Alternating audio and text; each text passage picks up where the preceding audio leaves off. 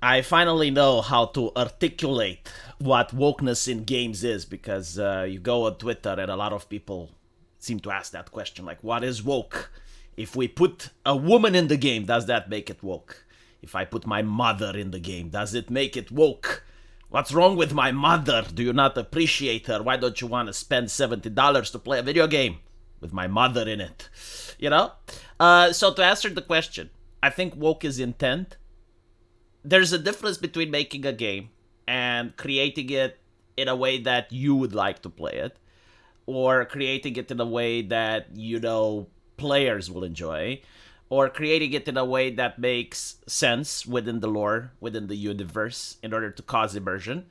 And then there's another way of creating a video game where you want to educate the player, where you're just trying to represent people in order to help marginalized groups, and that is woke because you're not helping marginalized groups. Just pull the head out of your ass and realize that people that live in a trailer or people that live at the age of poverty, they do not benefit because you created a certain art style in a video game that costs $70 and they can't afford it anyway. Or if they do afford, they don't give a shit, and they probably hate it as well, right? So this is wokeness. It's the concept that comes from the American academia that you need to design games in a specific way in order to help marginalized groups. And I said this on a previous stream. I'll say it again really fast. But the whole concept is that people dislike eating rotten apples, and the ones from the academia, they really want you to eat rotten apples. So they think that the reason people hate eating rotten apples is because they see rotten apples being treated negatively in movies, in TV shows, in video games. Restaurants don't serve them. And if they manage to reverse society, if they get, movies, TV shows, video games, and restaurants to serve rotten apples, then people will start liking rotten apples. But the reality is that people just stop liking the restaurants, movies, TV shows, and video games that are pushing the rotten apples, because the reason they don't like it isn't social, it's also genetic. Like, you just find them unappealing. Like, there's no education. No one tells you that rotten apples are bad. And they do basically this with what they consider traditional standards of beauty, which don't exist, by the way. There is no such thing as a traditional standard of beauty. It's just beauty. Like, people inherently find something beautiful or inherently find something ugly. And once that happens, they can't change, right? Like, no matter... It's not like you can be persuaded to find a woman attractive, and then you can be persuaded to find that same woman unattractive, right? Physically, I'm speaking about. That just doesn't happen. You either find that attractive or not. So, the entire ideology from the American academia is rotten to the core. It has absolutely no basis in reality. It doesn't even follow scientific experimentation, like hypothesis, experiment, conclusion. It's just their opinions, pretty much. And their opinions are taken by gospel, which is why you see video games that have this shit. Like, you got this lady with an Adam apple. And it doesn't sound like a big thing, but you need to realize there was an entire team of artists and animators in order to make this Adam apple possible. And it's not like a one-off, like you get to see it in every single scene.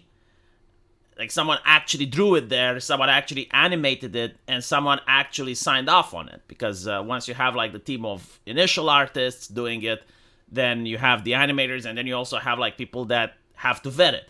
So there was probably a group of people that thought this lady needs to have an Adam apple. Now, this is not done because they wanted to cause immersion.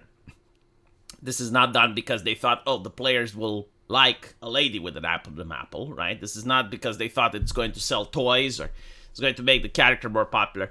They did it because they want to show that women can have Adam apples, you bigot, right? So this is what wokeness is. It's like trying to force something, like trying to force the market, to educate the market that, look, some women can have Adam apples and you need to spend $70 in order to see it. Now, we know that you probably don't like it, and if we had just made her traditionally more beautiful, you'd have loved it more. But we don't care. Like, this is not for your entertainment, this is for your education. It's so that you know that women can have Adam apples. So this is the main reason why people dislike the graphics and the stuff, right? It's mostly because it's done in a way to educate the audience, and the audience doesn't want to be educated, they just want to be entertained. But they generally think that, the reason is that the art style is realistic. It's got nothing to do with it, right? Now, it's true that when you make art style that looks realistic, it ages poorly. Like, if you look at the original Dragon Age, you realize that without mods, it looks bad. And it looks bad because they used the technology they had at the time available in order to make the characters. And now they look uncanny. Like, their faces are very low detail, their animations aren't as detailed. And if they had the technology today, they would have made an amazing looking game. So this is like the drawback of realistic character look, right? It's not necessarily that they look ugly, because you can make video games with realistic looking characters that look absolutely amazing. So The Last Descendant is an example. Like, there's a lot of gacha games right now that have like very realistic people and they look amazing. Stellar Blade, it's a little bit more stylized, I suppose, but it still uses the same motion capture technique with a real artist. So no, like, I don't think the problem is necessarily the fact that they chose to go with a realistic art style.